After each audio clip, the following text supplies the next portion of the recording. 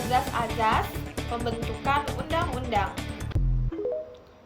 Azas pembentukan undang-undang berarti prinsip normatif yang wajib dipenuhi agar suatu undang-undang sah, legitimate, rasional, dapat diterapkan dan memberi perlindungan hukum. Azas ini menjadi fondasi dalam legal drafting dan law making process. Azas ini terdiri dari dua kelompok besar, ada azas formil terkait proses pembentukan undang-undang dan azas material terkait isi, substansi, dan kualitas dari materi undang-undang. Azas formil atau prosedural. Azas formil menjamin undang-undang dibentuk melalui prosedur konstitusional dan teknik perundang-undangan yang benar. Azas tujuan yang jelas. Pembentukan undang-undang harus memiliki goals yang konkret, bukan sekedar memenuhi kepentingan politik sesaat. Tujuan ditulis dalam naskah akademik agar pembentuk undang-undang tidak keluar dari legislatif intent. Yang kedua, azas kelembagaan atau pejabat yang tepat. Undang-undang hanya dapat dibentuk oleh Presiden dan DPR, atau dalam keadaan tertentu DPD memiliki kewenangan terbatas. Jika pejabat atau organ tidak berwenang, maka undang-undang dapat dibatalkan oleh MK karena cacat secara formal atau formil. Azas kesesuaian jenis, hierarki, dan materi muatan. Materi undang-undang harus sesuai. Jenisnya harus betul-betul layak diatur dalam undang-undang, bukan cukup PP atau Perpres. Hierarki tidak boleh bertentangan dengan UUD 45 atau peraturan di atasnya. Muatan hanya materi yang mengatur lebih lanjut undang-undang dasar, HAM, atau urusan fundamental. Keempat, azas dapat dilaksanakan. Undang-undang wajib bisa dijalankan secara yuridis sesuai hukum lain, sosiologis, diterima masyarakat, filosofis sesuai dengan nilai Pancasila. Jika tidak dapat dilaksanakan, undang-undang tidak efektif dan berpotensi dead letter. 5. Azas kedayagunaan dan keberhasilan. Undang-undang harus memberikan manfaat yang nyata bagi masyarakat dan menyelesaikan masalah. Ukuran cost benefit analysis, law impact assessment. Azas kejelasan rumusan. Rumusan undang-undang wajib tegas, tidak multitafsir, sistematis. Bahasa hukum harus lugas, tidak membuka ruang penafsiran berlebihan. 7 adalah azas keterbukaan. Masyarakat berhak mengetahui, memberi masukan, partisipasi publik. Tanpa keterbukaan, undang-undang dapat digugat ke MK karena cacat formil. Contohnya adalah Undang-Undang Cipta Kerja. Lalu ada azas material atau substantive principles. Azas material mengatur kualitas isi undang-undang agar adil, bermanfaat, dan sesuai dengan nilai konstitusi. Ada yang pertama, azas pengayoman. Undang-undang harus mampu memberikan perlindungan kepada warga negara dari ancaman atau ketidakpastian hukum. Kedua, azas kemanusiaan. Isi undang-undang wajib menghormati harkat dan martabat manusia sesuai nilai HAM. Yang ketiga, azas kebangsaan. Undang-undang harus mencerminkan karakter bangsa Indonesia, memperkuat integrasi nasional dan tidak diskriminatif. Yang keempat ialah azas kekeluargaan, berlandaskan musyawarah, gotong royong, dan anti individualistik. Lalu yang kelima, azas kenusantara. Undang-undang harus memperhatikan keragaman budaya, kondisi geografis Indonesia, ataupun pluralitas sosial.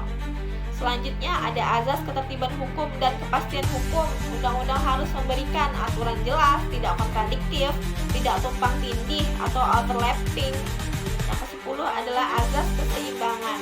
Keserasian dan keselarasan. Undang-undang harus harmonis secara vertikal dengan undang-undang dasar, undang-undang lain maupun peraturan pemerintah, dan secara horizontal antara bidang hukum, pidana, perdata maupun administrasi. Saya pilih 3 kasus yang sering dipakai sebagai rujukan dalam praktik pelanggaran atau implementasi asas pembentukan peraturan di Indonesia. Kasus yang pertama adalah Undang-Undang Cipta Kerja atau Omnibus Law. Prosesnya pada tahun 2020. Masalah utamanya, proses perumusan dan pengesahan dianggap melanggar asas keterbukaan dan partisipasi publik.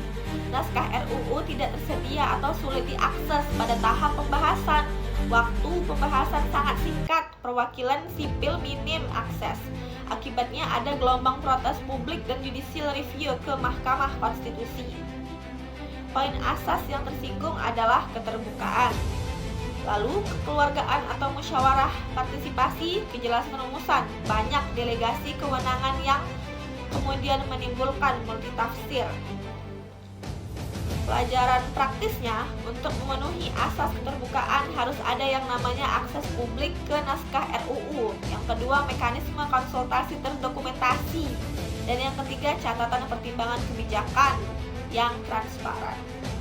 Kasus yang kedua adalah kanun atau peraturan daerah syariat di Aceh, penerapan lokal yang menyentuh HAM. Masalah utamanya beberapa kanun atau perdata syariat memuat sanksi fisik seperti cambuk atau ketentuan yang dinilai bertentangan dengan standar HAM nasional Indonesia maupun internasional. Konflik muncul antara asas kemanusiaan, keadilan, kesamaan, dan kearifan lokal kenusanataraan.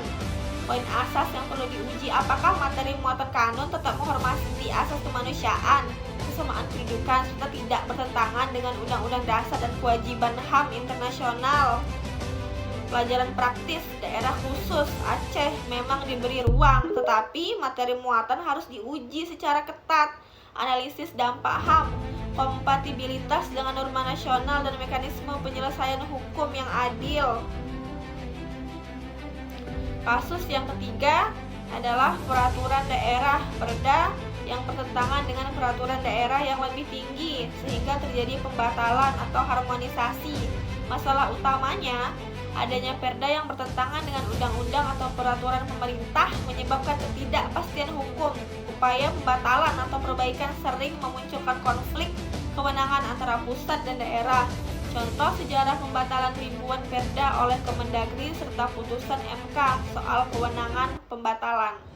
Poin asas yang tersinggung adalah hierarki perundang-undangan, kepastian hukum, keseimbangan, dan keselarasan.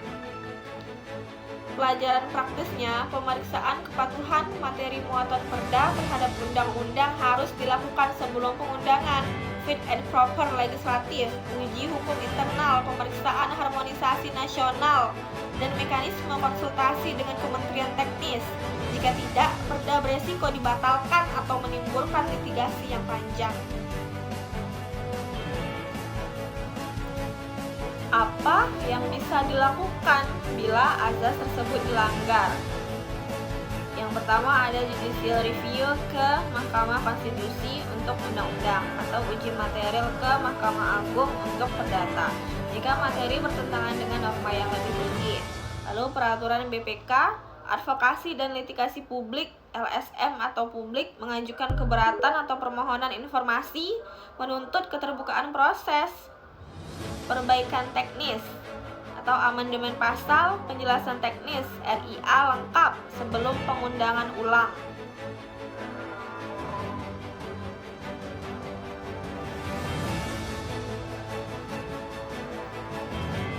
Checklist tajam untuk penilai atau penyusun rancangan undang-undang boleh dijadikan rubrik pengujian. Gunakan checklist ini untuk audit cepat naskah rancangan undang-undang atau peraturan daerah, yakni kesesuaian dengan hierarki. Ada kajian norma yang memastikan tidak bertentangan dengan UUD atau undang-undang di atasnya. Dokumen perbandingan norma. Keterbukaan proses. Naskah tersedia publik, jadwal konsultasi, notulen atau daftar partisipan, rangkuman masukan dari publik. Analisis dampak, ada AMDAL regulasi RIA, dampak HAM, ekonomi sosial, alternatif kebijakan dibahas.